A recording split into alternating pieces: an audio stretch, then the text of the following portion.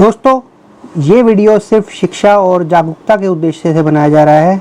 किसी भी व्यक्तिगत कानूनी सलाह, पर्सनल लीगल एडवाइस नहीं है हमारी तरफ से। आज हम बात करने वाले हैं केरल हाई कोर्ट के एक अहम फैसले की, जिसमें चेक बाउंस और लोन से जुड़ा हुआ मुद्दा है। ये फैसला बताता है कि कानून में चेक बाउंस के मामलों को कितनी गंभीरता से लिया जाता है। दोस्तों, इस केस में अब्दुल्ला नामक एक व्यक्ति ने 2007 में मनापुरम फाइनेंस से 1,19,000 रुपये का व्हीकल लोन लिया था। शर्त के अनुसार 36 किस्तों में 17.7% ब्याज के साथ लोन चुकाना था, लेकिन अब्दुल्ला ने समय पर किस्तें नहीं चुकाई। कंपनी ने उनकी गाड़ी वापस ले ली और नीलाम कर दी, लेकिन नीलामी के बाद भी लगभग 1,11,644 रुपये बाकी थे।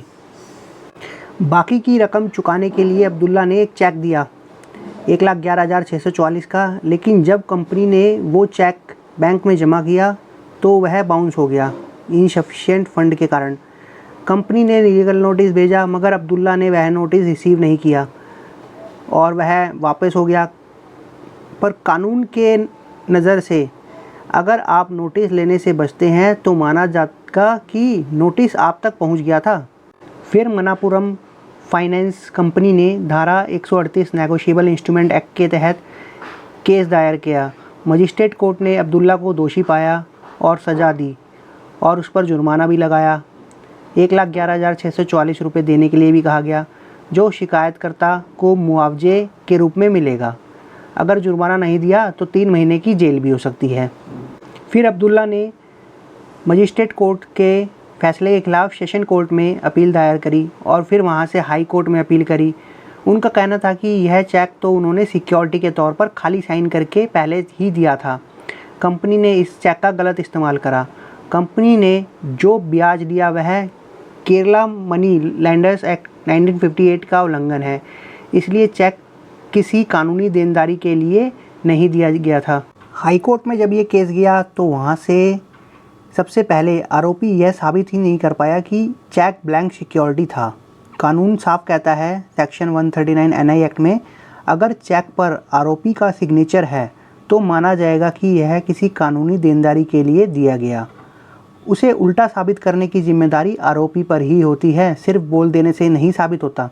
दूसरी बात, मनापुरम फाइनेंस एक NBFC non banking financial company है और एनबीएफसी पर केरला मनी लैंडर्स एक्ट लागू नहीं होता, क्योंकि इसे पहले ही RBI Reserve Bank of India regulate करता है। सुप्रीम कोर्ट के भी कई फैसलों को रेफ़र किया गया, जिसमें रंगप्पा वर्सेस मोहन 2010 का केस था। धारा 139 में यह मान लिया जाता है कि चेक कानूनी देनदारी के लिए ही है। और दूसरा केस था कालामनी टैक्स वर्सेस पी बालासुब्रमण्यम 2021 का केस था। अगर सिग्नेचर मान लिया गया तो आरोपी पर रिजर्व ऑनर्स आता है।